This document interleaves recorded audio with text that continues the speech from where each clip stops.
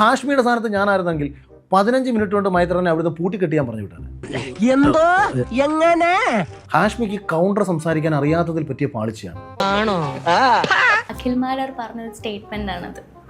കുറച്ചും കൂടി വ്യക്തമാക്കി പറഞ്ഞു കഴിഞ്ഞാൽ സാറ് പറയുന്ന ഒരു കാര്യം 50% ഉൾക്കൊള്ളാൻ പറ്റും, 50% ഉൾക്കൊള്ളാൻ പറ്റില്ല എന്നാണ് പറയുന്നത്. അതിനെക്കുറിച്ച് എന്താണ്? എനിക്ക് അയാളെ അറിഞ്ഞു.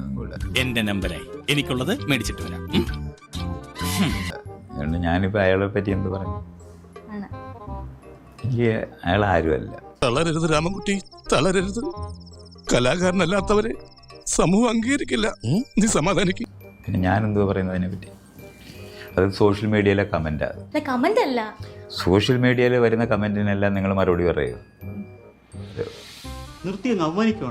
ഒരിക്കൽ പോലും അഖിൽ മാരാറിനെ അറിയാൻ ശ്രമിച്ചിട്ടേ ഇല്ല. എൻ്റെ ലോകത്തേ ഇല്ല. പിന്നെ നാണക്കെടുത്തി. ഏത് സാമൂഹ്യ പ്രവർത്തനത്തിന്റെ മേഖലയിൽ ഞാൻ എങ്ങനെ അദ്ദേഹത്തിന് അറിയുമോ? അറിയാനൊക്കത്തില്ല.